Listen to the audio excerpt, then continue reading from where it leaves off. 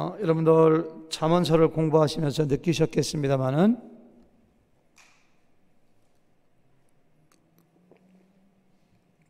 1장부터 9장까지는 15개의 설교, 신학적인 용어로 강화라고 하는데 15개의 주제를 가진 설교로 이렇게 돼 있어요.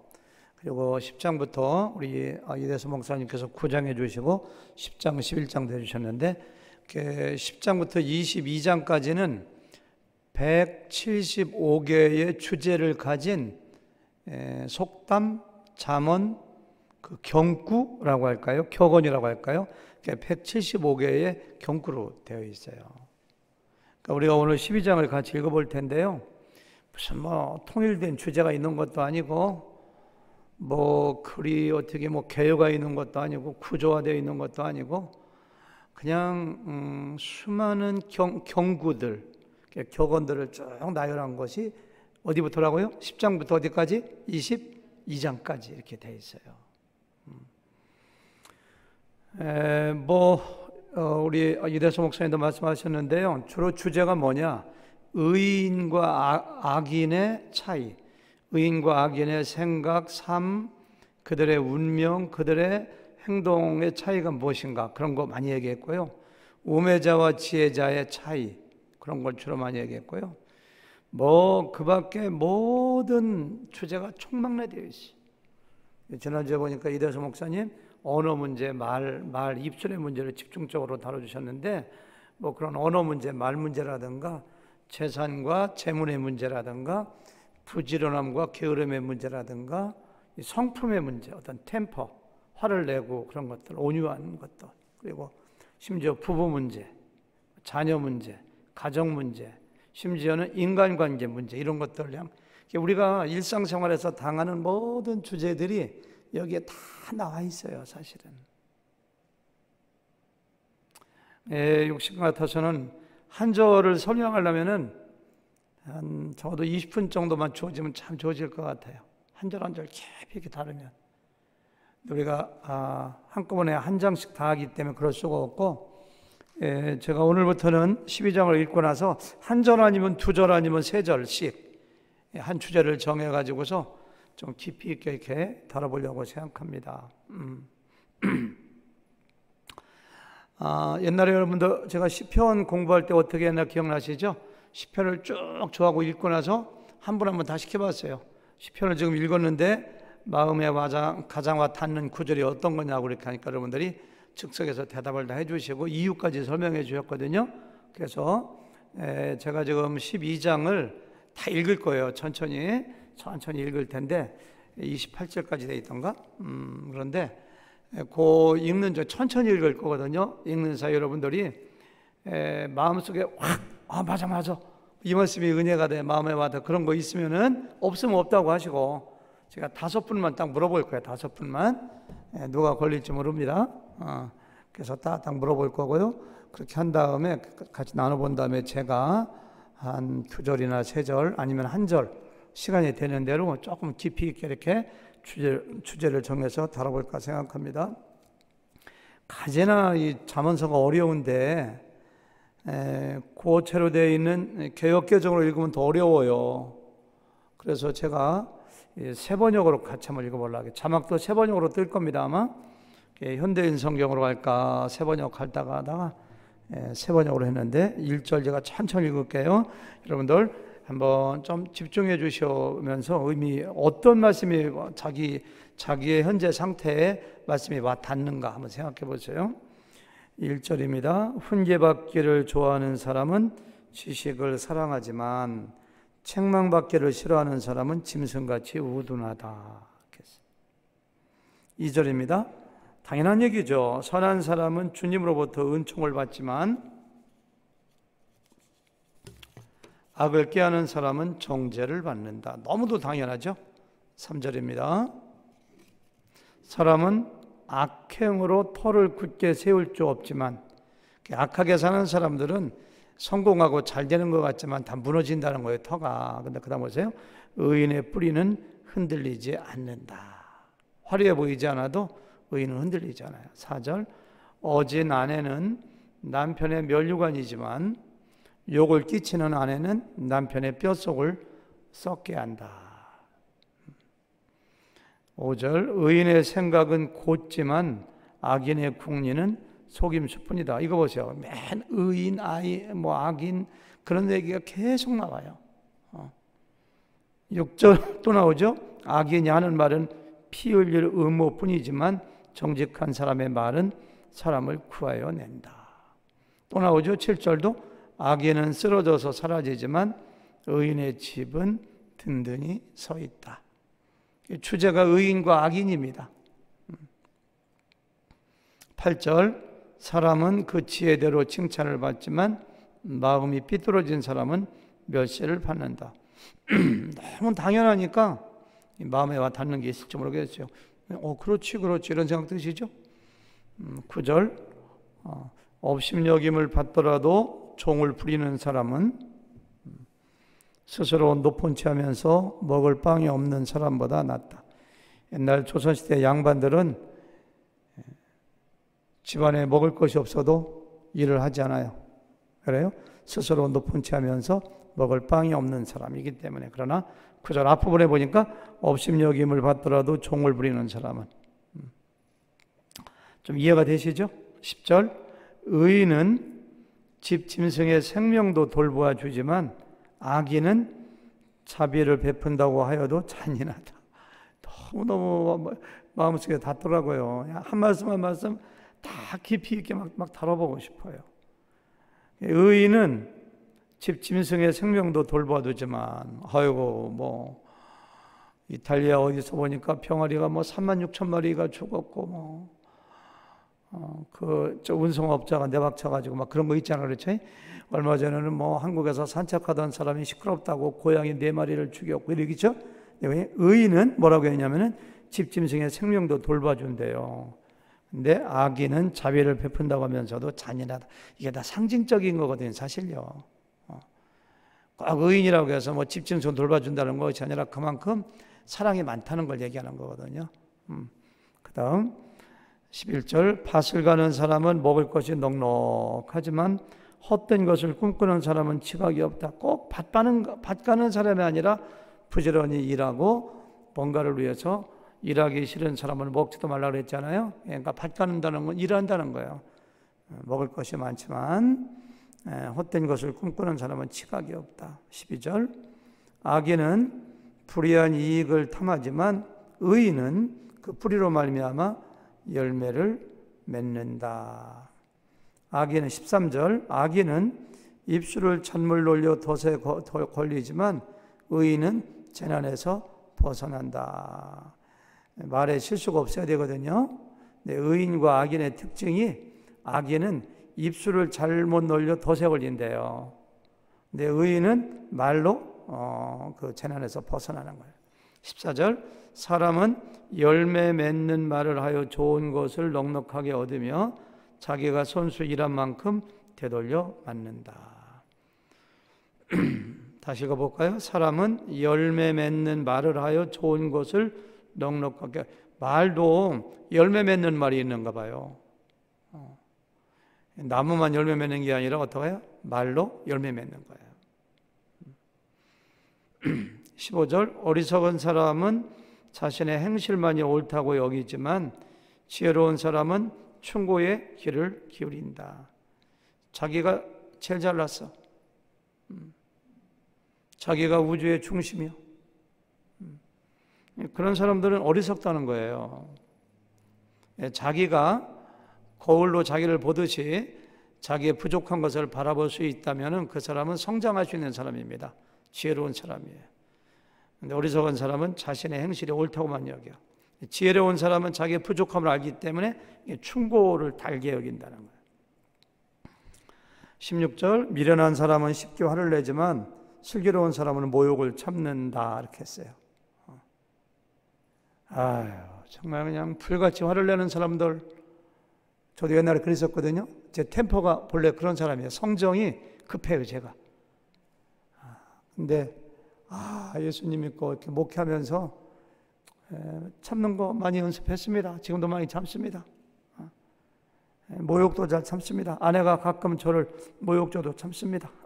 그래서 이렇게 슬기로운 사람은 뭐예요? 모욕을 참는다. 여러분들이 얼마나 슬기로운가 미련한 사람인가는 얼마나 화를 빠락빠락 잘 내는 사람인가. 대단히 죄송하지만 그냥 툭 한번 화를 내는 사람들, 당신은 어리석은 사람이에요.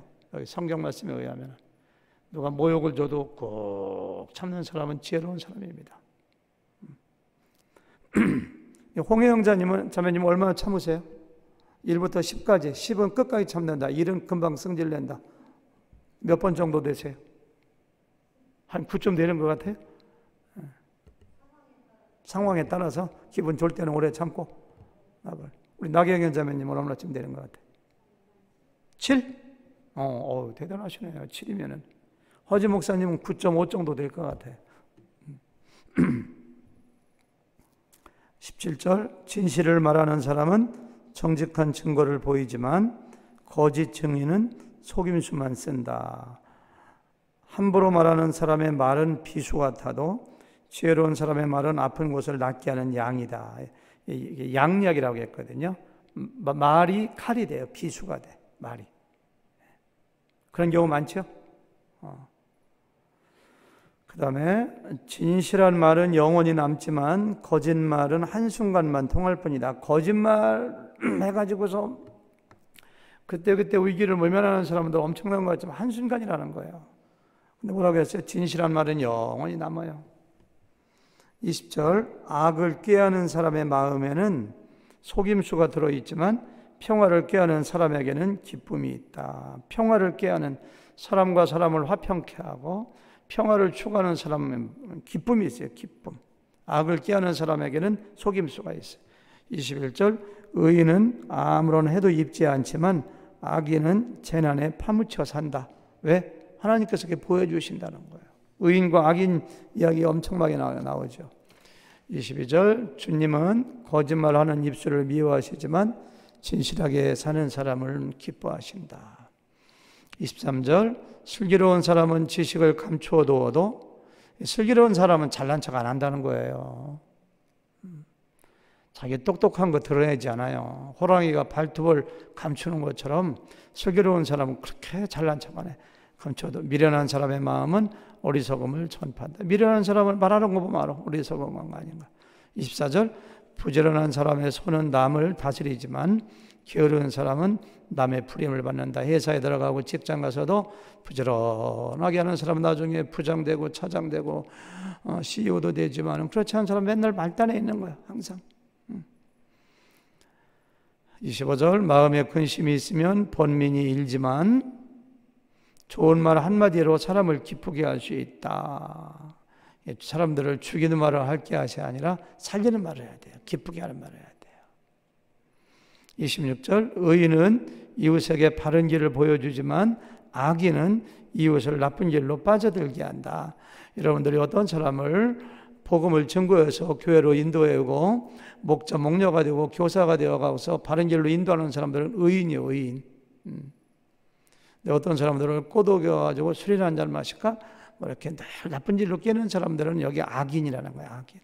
27절, 게으른 사람은 사냥한 것도 불에 구려하지 않지만 낚시하는 걸로 따지면 게으른 사람은 낚시해 온 것도 다듬으려고 안 하고 썩어 버리지만 이런 거예요. 그렇죠?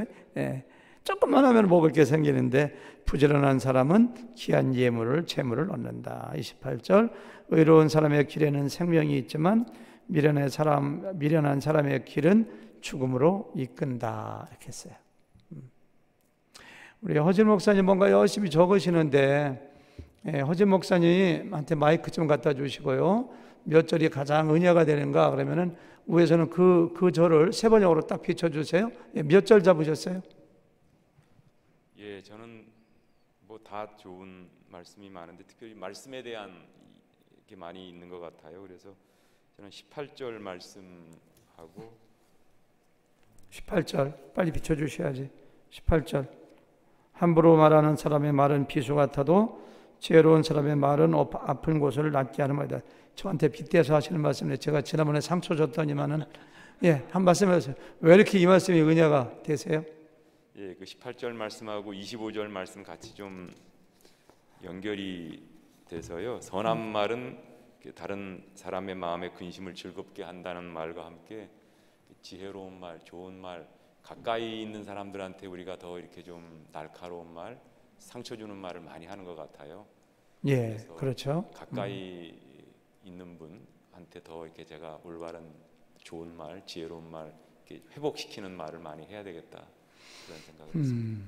생명의 언어, 은혜의 언어, 격려의 언어, 회복시키는 말 그런 걸 해야지 칼로 찌르는 듯이 그 말 하나 들으면 그냥 너무 고통스러운 말. 언금지 사모님 나는 왜 안 시키나 하시는 것 같은데 지난 학기에 강해 설교학을 우수한 성적으로 졸업하신 엄사모님 한번 말씀해 주세요. 말씀을 관찰, 해석, 적용하는 거 다 너무 잘 하시는데 저는 2절 말씀 2절 네. 예, 빨리 비춰주세요. 2절 선인은 여호와께 은총을 받으려니와 착하고 선하게 살면 하나님의 은총이 늘 함께할 것 같아서요. 착하게 살아야 되겠다. 선인은 여호와께 은총을 하나님의 은혜가 많이 임해. 낙을 깨하는 사람은 하나님의 은혜가 주어지죠. 다 버려버려. 뚜껑을 닫아놓은 단지처럼 정죄함을 받는다 이렇게 하셨네요. 그렇죠? 예.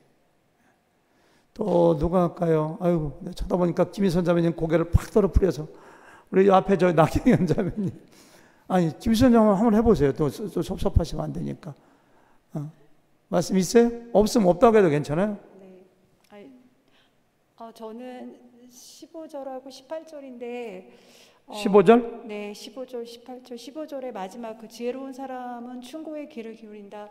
그러니까 충고는 저를 위한 거라 하더라도 그러니까 마음이 씁쓸해지기 마련인데 항상 마음 문이 열려 있어서 그러니까 그러니까 그 충고를 받아들일 수 있는 그런 넓은 마음을 가졌으면 좋겠고 반대로 제가 마스크 벗고 얘기해 보세요. 마스크 벗고. 네, 반대로 제가 누군가의 충고를 하거나 대화를 나눌 때 18절은 나눌 때 제가 지혜로운 말로써 그 사람들에게 상처를 주기보다는 그 사람에게 위로나 힘이 될 수 있는 그런 사람이 됐으면 좋겠다. 네, 너무 감사합니다. 너무 귀한 말씀이네요.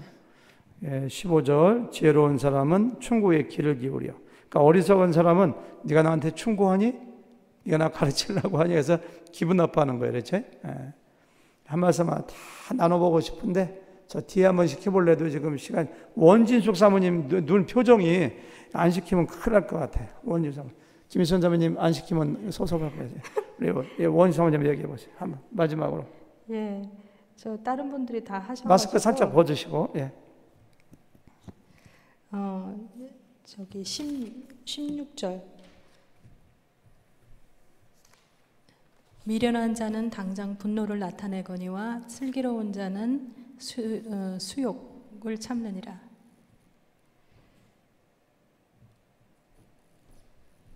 이 세 번역은 아닌 것 같아요. 저거는. 근데 아까 전에 말씀하시기를 미련한 사람은 쉽게 화를 내지만 슬기로운 사람은 모욕을 참는다라고 이렇게. 왜 이렇게 은혜가 됐어요? 마음에 와 닿았어요? 사모님은 어떤 분이에요? 오래 참는 분이에요? 금방 나타내는 분이에요? 잘 참는 것 같은데 더 참아야겠다 그런 생각이 들었어요. 잘 참으시는 것 같아요. 그렇죠? 제가 보기에도. 근데 잘 참으시는데 왜 이렇게 이 말씀이 은혜가 됐어요? 그 참는 게 그냥 참는 게 아니라 그것이 슬기로운 자이기 때문에 라는 게 은혜가 됐어요. 감사합니다. 여러분도 요거 집에 가셔서 개역 개정으로 읽는 것보다는 그 구글 들어가서 다국어 성경 치면은 거기에 현대인 성경도 나오고 세번역도 나오고 NIV도 다 나오거든요. 그래서 현대인 성경이나 세번역으로 읽으면 세번역이 제일 좋은 것 같아요. 팍팍 이게 세번역이. 개역 개정 읽으면 잘 이해가 안 돼요. 저는 오늘 시간이 되는 대로 1절, 4절, 9절 아마 9절은 다 못할 것 같아요. 시간이. 제가 너무너무 이렇게 좀 깊이 연구해보고 묵상해보고 싶은 말씀이 많은데 1절 말씀을 좀 이야기하고 시간이 좀 남으면 4절도 좀 이야기하고 시간이 더 남으면 9절도 얘기해보고 싶은데 시간이 되는 데까지만 이렇게 같이 조금 좀 나눠보도록 하겠습니다. 1절에 보니까 훈계를 좋아하는 자는 지식을 좋아하거니와 징계를 싫어하는 자는 짐승과 같으니라. 훈계는 굉장히 좋은 겁니다, 사실. 저에 대한 예를 들어서 죄송합니다마는 저희 부친께서는 돌아가신 지가 한 20년 넘었습니다만은 초등학교도 못 나오시고 공부를 안 하신 분인데 장남인 저를 갖다가 굉장히 바른 사람, 또 예의를 잘 지키는 사람, 경우를 아는 사람, 사람들이 살아가는 원리를 아는 사람으로 키우고 싶으셨는가 봐요. 초등학교 3학년, 4학년, 5학년 때부터 시간만 나면 저한테 그렇게 말씀을 해주셨어요. 인사 잘해야 돼. 꼭 인사 잘해야 돼. 저는 동네에서 어릴 때부터 인사 잘하는 어린이로 소문났어요. 아주 그냥. 정말이에요. 아버지한테 배운 것 같아요. 그리고 사람은 어떻게 살아야 된다. 경우를 알아야 된다. 경우를 알아야 된다는 말을 제일 많이 들었어요. 경우가 뭔지, 어떨 때 이런 말 해야 되고 사람 어떻게 돼야 되고 그런 걸 제가 굉장히 부족하지만은 저의 어떤 인격의 됨됨이의 거의 7, 80%는 아버지의 훈계를 통해서 이렇게 들은 것이 아닌가 이렇게 생각해요. 훈계라고 하는 것은 사람을 사람답게 만들고 사람을 잘 훈련시키고 교육시키는 것이라고 저는 생각을 해요. 근데 이상해요. 사람들은 훈계받는 것을 좋아하지 않습니다. 만약에 친구끼리 이야기하다가도 누가 좀 기분 나쁘게 얘기하면 야, 너 나한테 훈계하는 거야? 이렇게 따지고 대들어요. 선생님이나 자기 보스한테 가서 이렇게 말 듣고 오면 아유 훈계만 잔뜩 들었어 이렇게 해서 훈계 듣는 거 싫어해요. 무슨 얘기하면은 야, 너 나한테 훈계조로 얘기하는 거야? 훈계조로 이야기하는 것도 굉장히 싫어하고요. 사람들이 훈계를 싫어하는 이유가 뭐냐면은 훈계라고 하는 말 자체가 뭔가 부족하고 나무랄 것이 있다는 것을 전제로 하기 때문입니다. 다시 말해서 훈계라는 말 자체가 책망하다, 징계하다, 지적하다, 나무라다 이런 말들과 거의 동의어로 쓰이기 때문에 훈계하면은 자기가 책망받는 것으로, 징계받는 것으로 이렇게 생각해서 굉장히 싫어해요. 1절 말씀에도 다시 한번 자막 띄워주시겠어요? 훈계를 좋아하는 자는 지식을 좋아하거니와 징계를 싫어하는 자는, 그러니까 훈계하고 징계하고 같은 말로 쓰인 거예요. 반복하기 싫으니까 훈계를 좋아하는 자는, 그럼 훈계를 싫어하는 자는이라고 해야 되는데 징계를 싫어하는 자는 이렇게 했어요.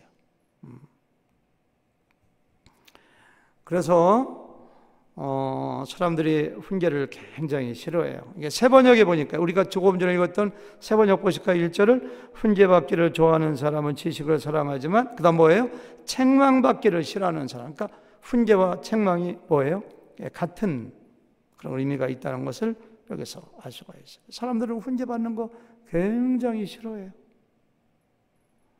저하고 민우시 목사님하고 7년 이상 같은 교회에서 사역자로 동역자로 있지만 내가 만약에 민우시 목사님 내일 아침에 제 방을 오라고 해서 제가 뭐라고 훈계하면 나갈 때 얼굴 굳어서 나갈 거래요. 민 목사님 그렇죠? 또 훈계 들었을 것 같아요. 훈계를 사람들이 싫어해요. 근데 오늘 말씀 보니까 그럼에도 불구하고 훈계 받기를 뭐 하라고요? 좋아하는 사람에게는 지식이 있고 책망받기를 싫어하는 사람들에게는 짐승과 같다 이렇게 얘기해요. 우리가 지금 잠언 12장을 보고 있습니다만은 앞에서도 보니까요 훈계에 대한 이야기 많이 했습니다. 4장 1절 같이 읽어보실까요? 자막 띄워주세요. 시작. 아들들아 아비의 훈계를 들으며 명철을 얻기에 주의하라. 4장 13절 시작. 훈계를 굳게 잡아 놓치지 말고 지키라. 이것이 네 생명. 훈계를 받는 거하고 생명하고 관련되어 있어요. 23장 12절 시작. 훈계에 착심하며 지식의 말씀에 귀를 기울이라. 착심하라는 것은 어떤 말씀을 들으면 가슴 속에 담아두라는 얘기거든요. 진리를 이렇게 홀드하라는 얘기거든요. 8장 33절 시작. 훈계를 들어서 지혜를 얻어라. 그것을 버리지 말아라. 사람들은 본능적으로 훈계받는 걸 굉장히 싫어하고 책망받는 걸 싫어하고 징계받는 걸 싫어하지만 왜 하나님께서는 솔로몬을 통하여 잠언에서 그렇게 훈계를 좋아하라고 훈계를 잘 받으라고 강조하고 있는 것일까요? 물론 일반적으로 세상적으로 여러 가지 얘기할 수가 있어요. 저희 아버지가 저한테 훈계했을 때 제가 많은 거 배웠던 것처럼 그렇게 얘기할 수가 있어요. 근데 제가 한 가지만 이야기할게요. 잠언서에서 이야기하는 훈계는 신적인 것이기 때문에 신적인 것. 이건 무슨 얘기냐면은 다시 말해서 잠언서에서 이야기하는 훈계라고 하는 것은 무슨 화풀이 하듯이 내가 기분이 상해가지고 누구를 비난하는 그런 것이 아니라 하나님의 말씀을 하나님의 뜻을 그 사람들에게 전달해 주시는 거기 때문에 이게 신적인 거기 하나님으로부터 온 말씀을 전해주는 것이기 때문에 잘 들으라고 얘기를 하는 거예요. 물론 아버지가 아들에게 이야기하고 선배가 후배에게 이야기하고 어른이 자녀 젊은 사람 이야기하는 거 훈계 잘 들어야죠. 근데 여기서 얘기하는 훈계는 그 이상의 것, 어떤 이상이라고요? 하나님의 말씀, 하나님의 뜻을 이야기할 때 그걸 좋아하고 잘 들으라는 그런 말씀이에요. 신적이라는 표현을 썼는데요, 디모데후서 3장 16, 17절 잘 알잖아요. 모든 성경은 하나님의 감동으로 된 것으로. 그 다음 뭐예요? 교훈과, 교훈이 훈계거든요. 뭐뭐 해야 돼, 뭐뭐 해야 돼, 뭐뭐 하면 안 돼, 열심히 기도해야 돼, 서로 사랑해, 이렇게 훈계. 잘 안 되면 뭐예요? 교훈과. 그 다음 뭐예요? 책망. 훈계에서 끝나지 않습니다. 교훈에서 끝나지 않습니다. 사람들은 훈계를 받아도 다 잘 지키는 것이 아닙니다. 그래서 어떻게 해야 돼요? 그 다음 뭐예요? 책망해야 돼요. 책망. 그 다음 뭐예요? 바르게 함. 여러분, 바르게 한다는 게 그 바르게 함을 당하는 사람이 얼마나 고통스러운데 안 고쳐지는데, 마치 이렇게 팔이 부러지면 기부스 하잖아요. 한 달이고 두 달이고 기부스하면 팔이 뼈가 붙어서 이렇게 삐뚤어져 있어요. 그러면 물리치료해가지고 필라면은 얼마나 고통스러운데, 이게 필라면은 이게 바르게 하는 거거든요. 안 고쳐져, 안 고쳐져. 바르게 하는 것은 책망을 떠나가지고 억지로 그냥 트레이닝하는 거예요. 이를 통틀어서 뭐예요? 의로 교육하기에 유익하다. 하나님 말씀의 속성이 교훈과 책망과 바르게 함과 의로 교육하는 속성을 가지고 있다면은 여러분들은 하나님 말씀을 읽을 때, 하나님 말씀을 공부할 때, 설교를 들을 때 목사님이 핏대를 세워서 소리를 지르지 않더라도 말씀 가운데서 하나님의 책망을 받아야 돼요. 거기서 하나님의 훈계를 듣는 거예요. 그게 하나님의 말씀은 훈계, 교훈하고 책망하고 바르게 하는 훈계의 요소가 있다고 할 때 바로 여기 나오는 훈계는 우리가 신적인 것을 여기서 알 수가 있어요. 여러분, 물론 하나님의 말씀은 사람으로 하여금 구원에 이르게 하는 지혜도 있게 하고요, 하나님의 말씀이 우리에게 위로의 기능이 있어요. 정말 힘들 때 하나님 말씀 듣고 나서 막 위로가 되는 걸 얼마나 많이 경험합니까? 근데 그것만 있는 게 아니에요. 하나님은 우리를 한 사람 한 사람 뭐예요? 책망해요. 책망. 저는 설교 중에서 가장 안 좋은 설교가 성도들에게 아부하는 설교예요. 사실은 칭찬만 하는 설교예요. 격려 필요하지 일반적으로. 근데 하나님 말씀이 책망하면 책망해야 돼. 하나님 말씀이 야단치면 야단쳐야 돼요. 하나님 말씀이 그런 기능이 있기 때문에. 따라서 여러분, 훈계받는 것을 좋아하라, 이런 이야기는요, 하나님 말씀 받는 것을 좋아하라, 그런 거하고 똑같아요. 하나님 말씀 받는 걸 좋아하고 그대로 지키라, 이런 얘기예요. 제가 더욱더 확신하는 것은 잠언서 10장 17절 볼까요? 다 같이 시작. 훈계를 지키는 자는 생명길로 행하여도 징계를 버리는 자는 그릇. 훈계를 지키느냐 안 지키느냐가 생명길이냐 사망길이냐는 결정해요.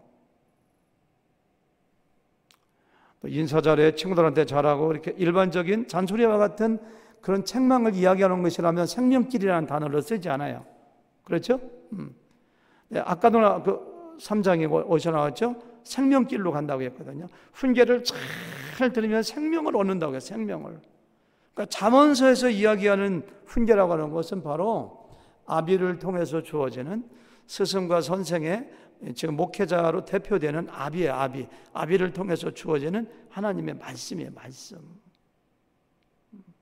말씀을 좋아하라는 거예요. 말씀을. 15장 32절 다 같이 시작. 훈계받기를 싫어하는 자는 자기의 영혼을 경영히 비라.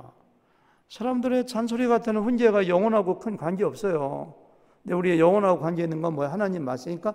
훈계를 싫어하는 사람들은 영혼을 경히 여기는 거예요. 영혼의 안녕과 영혼의 구원과 관계 있는 것이 훈계라고 볼 때 잠언서에서 얘기하는 훈계는 하나님 말씀이에요. 신적인 거예요.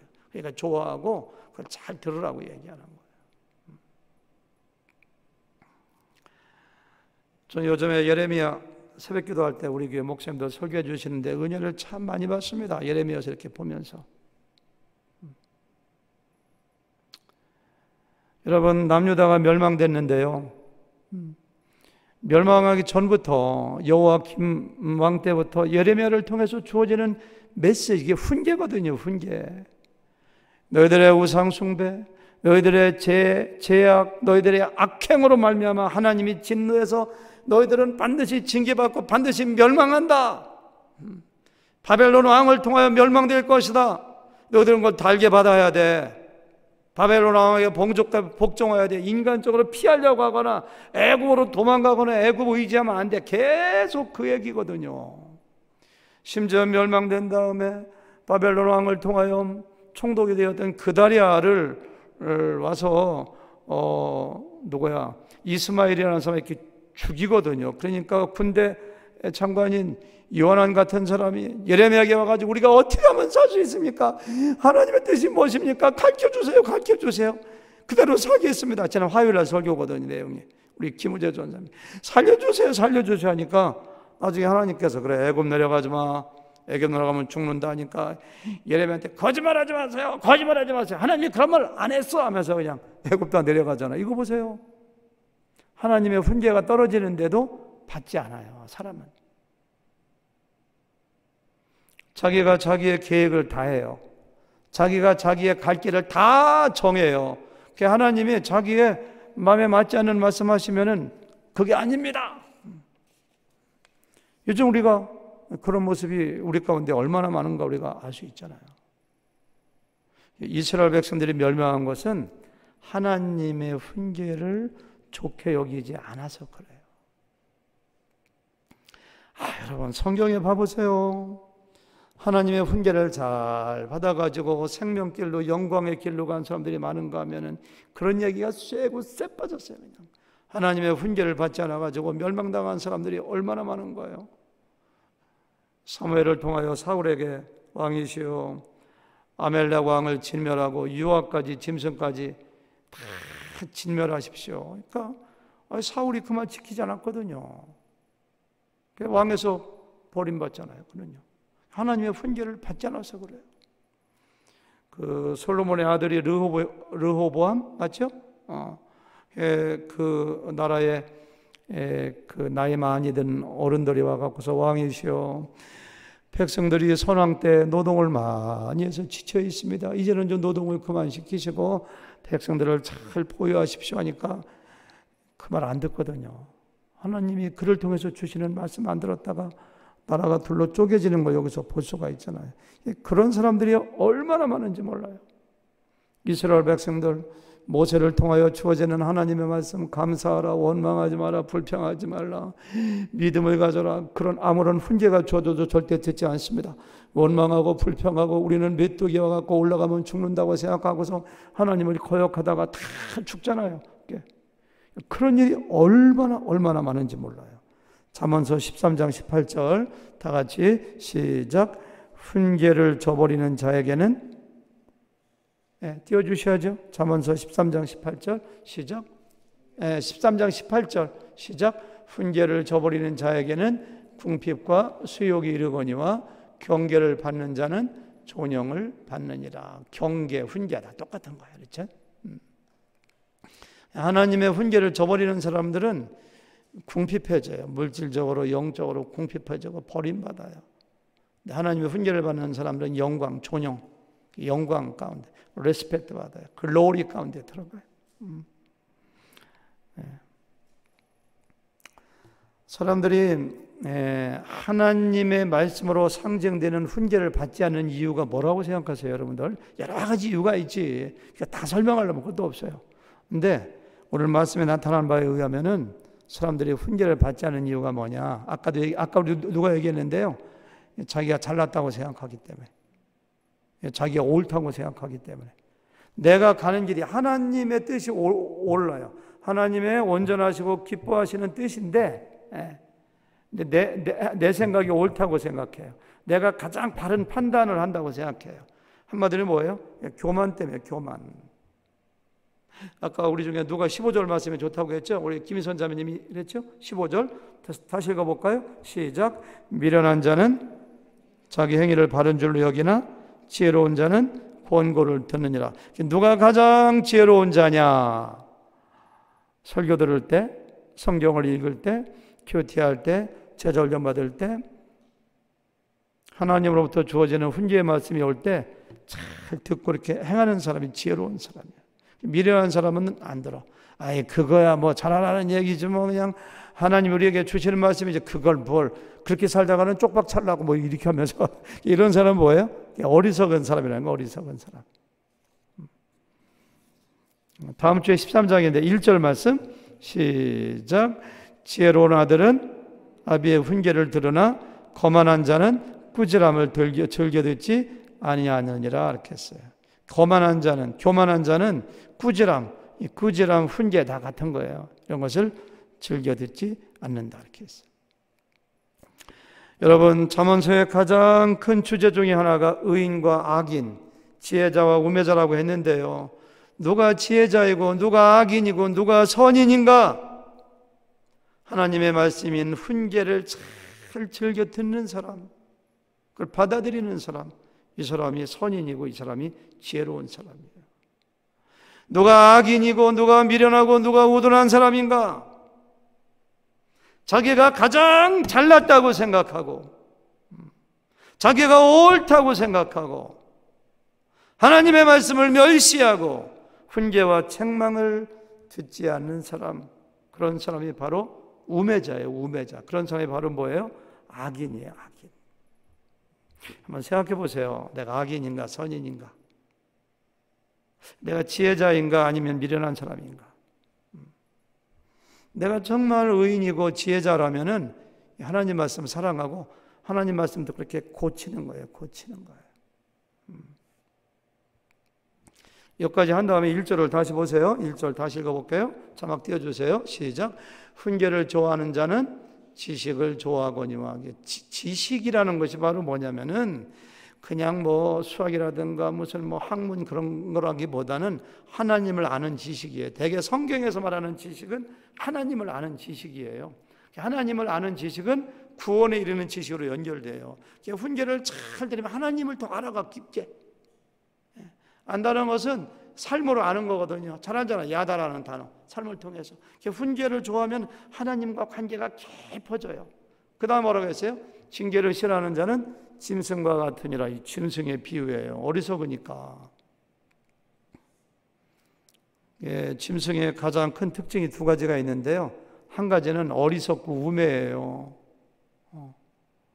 그냥 돼지 키우는 양돈장에 가보거나 소 키우는 그냥 농장 가보세요. 소들이 풀을 그냥 막 뜯어먹고 그냥 살이 디룩디룩 뛰어가지고서 있는데 보면은 아유 너들 얼마 있으면은 도살장 갈 놈들인데 그것도 모르고 디룩디룩 잘만 먹어. 자기가 죽을 줄도 몰라.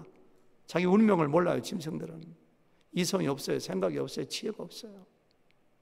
둘째, 짐승들은 본능에 의해서 살아요. 생각을 안 해. 본능대로 살아. 하나님의 말씀을 좋아하지 않는 사람들은, 자기 마음대로 사는 사람들은 본능대로 사는, 자기가 도살장에 갈 줄도 모르고 사는 그와 같은 짐승과 같이 우매하다고 여기서 얘기하고 있는 거예요. 제가 말씀을 여기까지 이렇게 묵상한 다음에 나는 우리 교회 성도들에게 얼마나 훈계했는가, 얼마나 책망했는가. 제가 정말 중요한 거 아니면 저분한테 내가 1대1로 만나서 책망하고 훈계하자면 교회가 어려워지겠다 하면은 불러서 얘기를 조용히 하지만 그렇지 않으면 제가 훈계를 안 하는 사람이에요. 보니까요. 나는 뭐요? 나는 훈계를 해야 되는데. 그렇게 하고 생각해 보니까 아니더라고. 제가 훈계를 굉장히 많이 했더라고요. 보니까. 언제? 지난 주일도 훈계했어요. 하나님 말씀을 전할 때 정직하게, 하나님 말씀을 왜곡하지 아니하고 정직하게 전한다면, 제자 훈련 시킨다면, 사역자 훈련 한다면은, 큐티 한다면은 계속 훈계예요. 훈계. 목장 모임도 훈계입니다. 여러분들 서로가 다. 왜? 하나님 말씀을 나누는 거기 때문에. 이 말을 뒤집어 얘기하면 여러분들은 날마다 하나님의 훈계를 우리가 뭐하고 있다는 거예요? 듣고 있다는 거예요. 듣고 있다는 거예요. 날마다 듣고 있다는 거예요. 하나님 말씀은 훈계의 형태로 우리에게 말씀을 증거하는 종도를 통하여, 제자훈련 교사를 통하여, 목자 목녀를 통하여, 목원들을 통하여 내가 말씀을 읽고 묵상할 때마다 하나님의 훈계는, 뭐 훈계라는 게 꼭 소리 지르고 뭐 큰 소리로 켜는 것이 그것만이 훈계가 아니잖아요. 그렇죠? 여러분들 하나님의 훈계를 사랑하시기 바랍니다. 아멘? 네, 그런 사람 돼야 돼요. 하나님 말씀 훈계되는 걸 좋아해야 돼요. 좋아해야 돼요. 아유, 4절 말씀이 너무너무 제가 은혜가 되는데 할까 말까 지금 망설여지는데 그냥 다음에 해야 될 것 같으네요. 9시인데 그렇죠? 네. 훈계를 좋아하면 더 해요 이렇게 할 텐데 아무도 더 해요. 제가 4절 말씀 그냥 한번 읽고나 끝날게요. 어진 아내는 그냥 딱 5분 만에 끝날게요. 5분 만에고 제가 이 말씀을 너무 깊이 묵상하다 보니까 너무너무 은혜가 되더라고요. 그래서 이것도 한 15분, 20분 해야 되는데 5분만 딱 할게요. 허지 목사님 그 대신 기도회를 조금 짧게 해주시면 돼요. 그렇죠? 기도회는 다 해야 되겠어요. 그래도 그래서 다 같이 세 번역으로 어진 아내는 개역개정으로 먼저 어진 여인은 그 지아비의 멸류관이나 욕을 끼치는 여인은 그 지아비의 뼈가 썩음 같게 하느니라. 세 번역으로 읽어보니까 어진 아내는 남편의 멸류관이지만 욕을 끼치는 아내는 남편의 뼛속을 썩게 한다. 이렇게 했어요. 여러분 이 말씀이 주는 의미가 뭐예요? 우리 가장 최근에 결혼하신 조성현 집사님 이 말씀 어진 아내는 남편의 멸류관이지만 욕을 끼치는 아내는 남편의 뼈를 썩게 한다. 이 말씀이 주는 느낌이 뭐 느낌?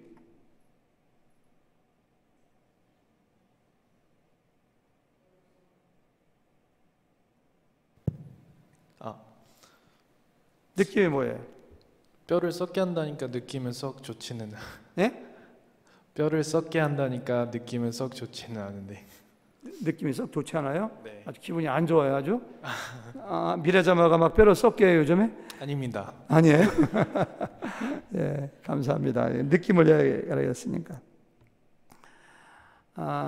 이 얘기가 무슨 뜻이냐면은 아내가 그러니까 어진 성품, 영어로 보니까 noble character, 고상한 성격을 가진 그러니까 어진 아내, 지혜로운 아내, 좋은 아내는 남편에게 멸류관이야. 그러니까 멸류관은 가장 좋은 거거든요, 성경일 때. 근데 욕을 끼치는 아내는 남편의 뼈를 썩게 한다. 이 얘기는 뭐냐면은 아내가 남편에게 가장 큰 기쁨과 행복의 원인이자 그런 존재이기도 하지만 동시에 남편을 가장 고통스럽게 하고 힘들게 하는 그런 사람이 될 수도 있다는 거예요. 아내의 양면성.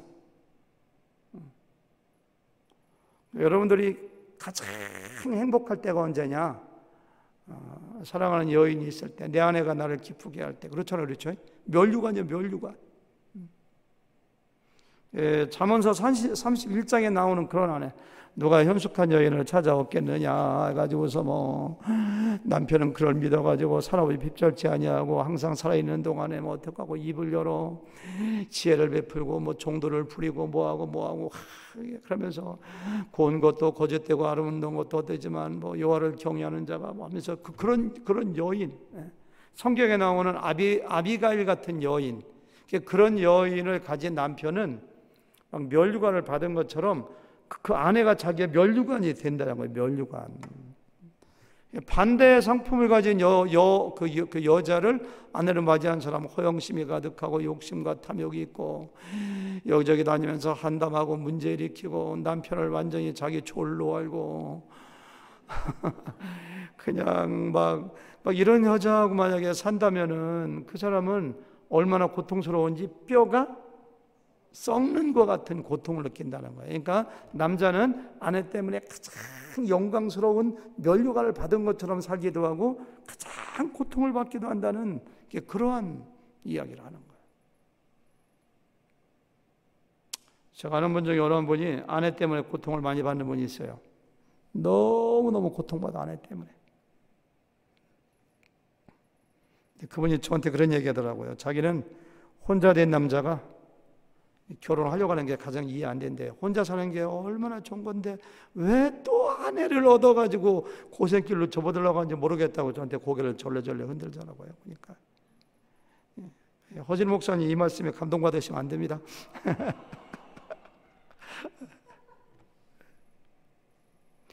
그분은요, 아내가 자기 뼈를 썩게 한 거야.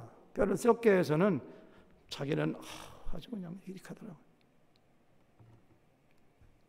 잠언서 21장 9절에 나오는 말씀, 다투는 여인과 함께 큰 집에서 사는 것보다, 큰 집에서 살찐 고기 먹고 잘 사는 것보다 맨날 다투어 맨날 싸워 보다 움막에서 혼자 사는 것이 나으니라. 이런 것들이 하나잖아요. 사실 잠언서가 기록되던 구약시대에는 남성 중심의 사회이기 때문에 여기서 뭐 아내가 어질고 아내가 뭐 여기 보니까 어떻고 다투는 여인이 어떻고 욕을 끼치는 여인이 어떻고 현숙한 여인이 어떻고 그렇겠지만은 사실은 이 반대도 성립돼요. 아내에게 있어서 남편이 자기에게 가장 큰 면류관이 되기도 하고 아내에게 있어서 남편 때문에 뼈를 썩는 고통을 겪기도 해요. 이 배우자란 그런 존재라는 거 우리가 여기서 인정해야 됩니다. 사실은 칼과 똑같아요. 의사에 손에 들지면 사람의 생명을 살리지만은 강도에 손에 들지면 사람을 죽이는 것처럼 내 아내는 내 남편은 나에게 면류관이 되기도 하고 내 인생을 완전히 썩어 빠져 문드러지게도 만드는 존재가 아내야, 그 배우자라는 사실을 꼭 기억해야 됩니다. 길게 이야기하지 않을게요. 그만큼 아내 된 책임이 중요하고 남편 된 책임이 중요하다는 거예요. 내가 내 아내에게, 내가 내 남편에게 가장 뼈를 썩게 하는 고통이 될 수도 있고, 내가 내 아내에게, 내 남편에게 가장 영광의 면류관이 내가 될 수도 있다는 사실을 생각할 때 내가 어떻게 배우자를 대할 것인가 책임이 굉장히 막중합니다. 막중해요. 내가 면류관이 되느냐 뼈를 썩게 하는 독약이 되느냐가 배우자의 배우자. 앞으로 그 뒤에 나오는 잠언을 통해서 어떻게 해야지만 내가 내 배우자의 면류관이 될 것인가 그거 한번 좀 생각해 봤으면 좋겠어요. 제가 그 내용을 다 얘기하고 싶지만 시간이 없어서 안 될 것 같아요. 딱 한 가지 기억해야 될 것은 나는 내 배우자에게 면류관이 되리라. 내 아내를 정말 기쁘게 양이하게 낮게 치유하는 양이하게 되게 하리라. 그런 생각을 했으면 참 좋을 것 같아요. 그만큼 중요한 거예요. 중요한 거예요. 결심을 해야 돼요. 마음속으로 좀 다짐했으면 좋겠어요. 내가 내 배우자에게, 내 아내에게, 남편에게 면류관이 돼야 되겠다. 이렇게 여러분들 결심한다면은 결심하는 것 자체만도 우리가 삶이 바꿔질 수가 있습니다. 오늘 여기까지만 할까요? 네, 기도하겠습니다. 하나님 감사합니다. 솔로몬을 통해서 여러 가지 귀한 지혜 말씀을 주셨는데 특별히 오늘 훈계에 대해서 배우자가 배우자에게 얼마나 중요한 존재인지에 대해서 잠시 생각해 봤습니다. 하나님의 훈계의 말씀을 우리가 즐겁게 좋게 여기고 날마다 받아가지며 순종하는 저희들 되도록, 그래서 우리에게 그것이 양약이 되고 생명길이 되게 인도하여 주시고, 나에게 배우자 주셨는데 배우자에게 내가 고통을 주는 존재가 아니라, 배우자를 가장 뼈를 썩게 하는 그런 사람이 아니라 배우자에게 면류관이 되도록 주님 축복하여 주시옵소서. 감사하며 예수님의 이름으로 기도합니다. 아멘.